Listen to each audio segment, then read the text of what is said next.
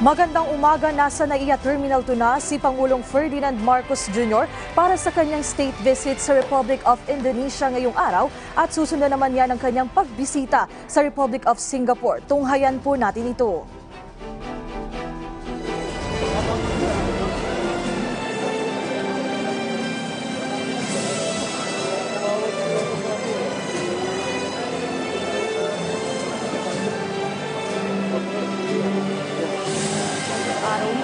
Ay babiyahe na si Pangulong Marcos Jr.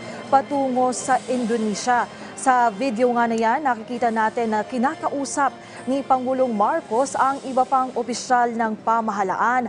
At sa mga puntong ito ay inaabangan din natin ang kanyang magiging mensahe sa taong bayan tungkol nga sa kanyang magiging pagbisita sa ibang bansa. Magtatagal hanggang sa September 6 ang pagbisita ni Pangulong Marcos sa Indonesia na imbitasyon mula kay Indonesian President Joko Widodo.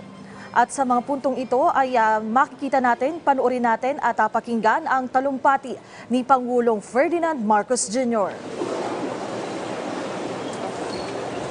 Good morning, everyone. Please take your seat. I'd like to greet, of course, Vice President Sara Duterte, House Speaker Martin Romualdez, members of the Cabinet, Representative Antonio Calix, hindi kita nakita, I'm sorry. The AFP Chief of Staff, Lieutenant Bartolome Vicente Macaro, and the other major service commanders, Pasay City Mayor Imelda Calixto Rubiano, of course, our First Lady, Luis Araneta Marcos, our newly minted Congressman from the 1st District, Pilipinas Norte, Sentro Marcos, other distinguished guests, ladies and gentlemen. Today I embark upon what I anticipate to be the first of a series of trips that I will be undertaking to our friends, our partners, our allies around the world.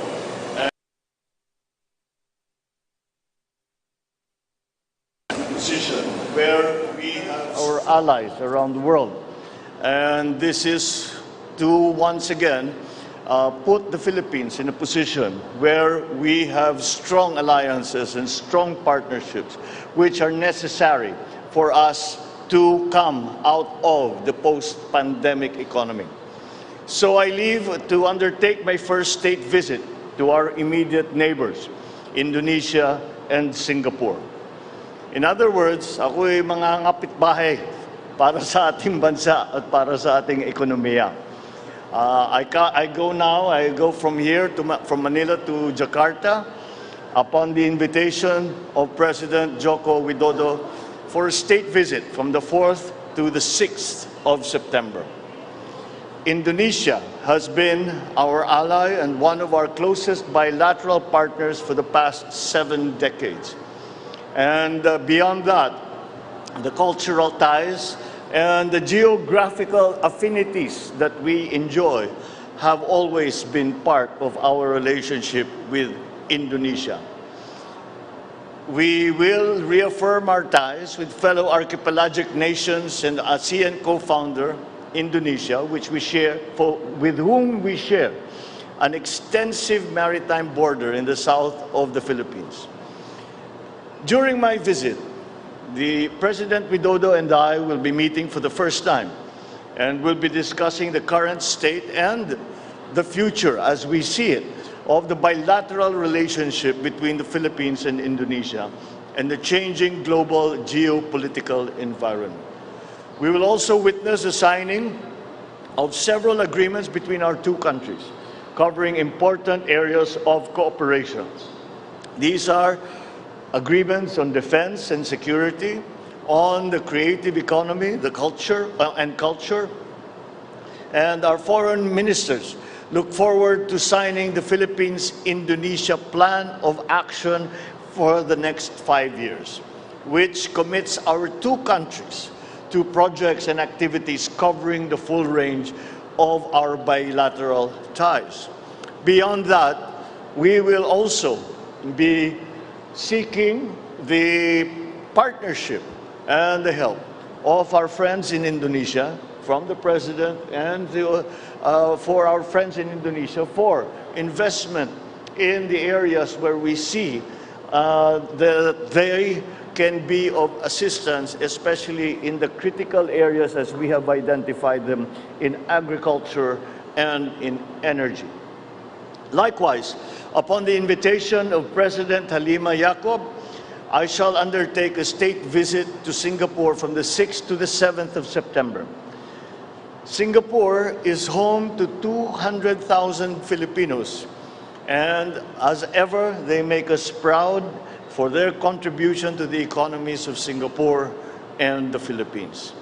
I shall meet both President Halima Yacob and Prime Minister Lee Hsien Loong to renew our commitment to deepen bilateral relations, explore options for advancing our economic ties, as well as discuss regional and global issues.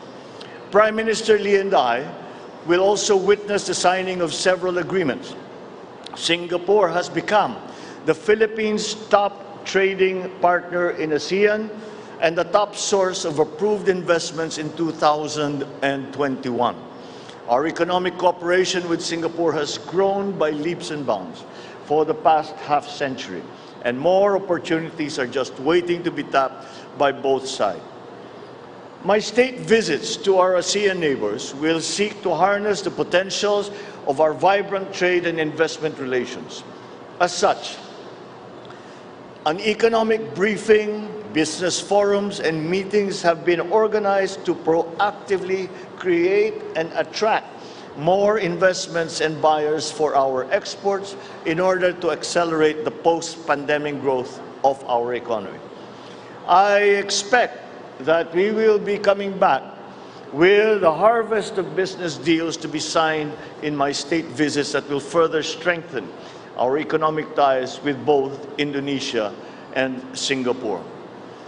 These are all these initiatives that we will undertake on these state visits are very much in line with all of the priority areas that we have identified: the agricultural sector, the guarantee of food supply, the guarantee of prices, food prices that are affordable to ordinary Filipinos, the long-term plans that we have for energy, the long-term plans that we have for our emergence into the new global economy.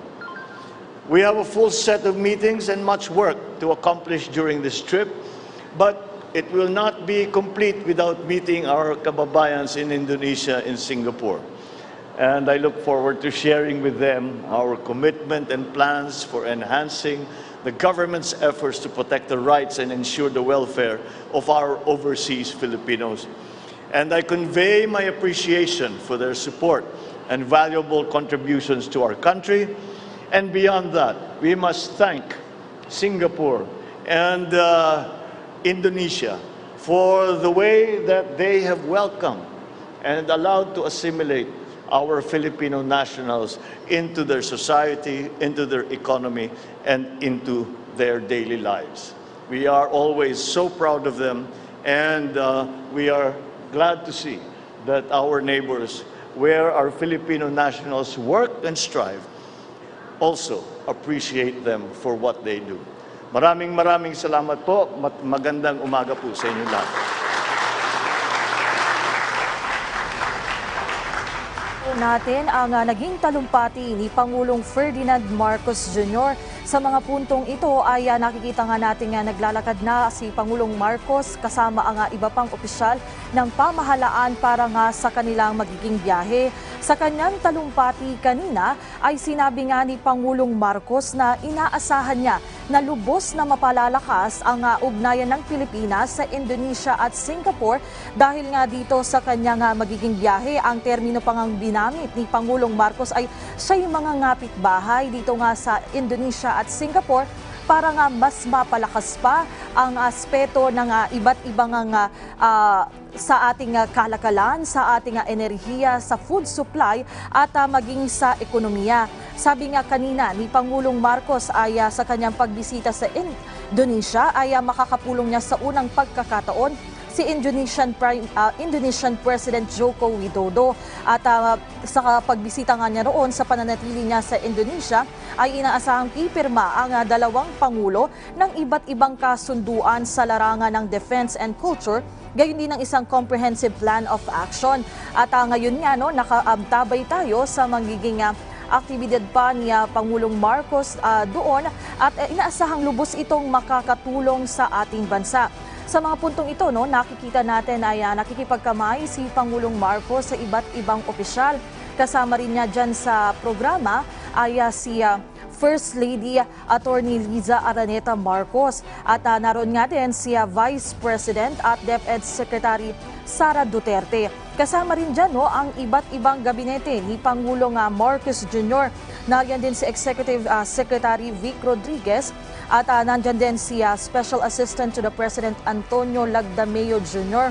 Kanina din nandyan din yung iba't ibang miyembro pa ng gabinete dahil inaasahan natin na talagang palalakasin pa ng Pilipinas ang samahan sa iba't ibang bansa nga sa pamamagitan ng pagbiyahe na ito ay matatalakay ang iba't ibang aspeto tulad ng food supply, energy, economy at ang pagpasok nga ng bansa at ng buong mundo sa new normal. Kanina nga rin ay binigyang diin ni Pangulong Marcos Jr. na hindi niya palalampasin ang pagkakataon na bumisita nga sa Indonesia at Singapore nang hindi naman nakakasama ang Filipino community doon. Talagang kinilala ni Pangulong Marcos Jr. ang malaking kontribusyon ng ating mga Pilipino sa abroad para nga sa ekonomiya ng bansa na tinatawag nga rin niya na ating mga bagong bayani.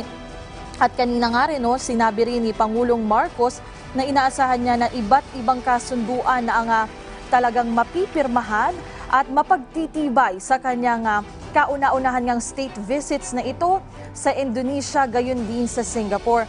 At ngayon nga nakikita natin na si Pangulong Marcos Jr. ay binibigyan ng pagpupugay ng mga kawaninang militar. Bago nga nakikita natin na siya ay papasok na para sa kanyang biyahe sa eroplano.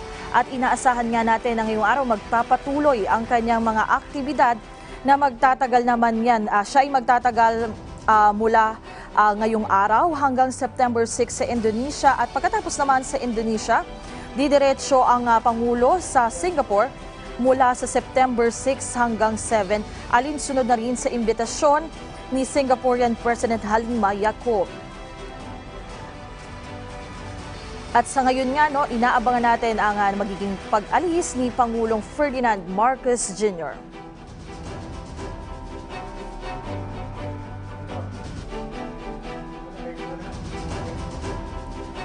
At yan ang mga balita sa oras na ito. Para sa iba pang updates, i-follow at ilike kami sa aming Facebook at Twitter sa @PTVPH. Ako po si Mela Las Moras. Magandang umaga.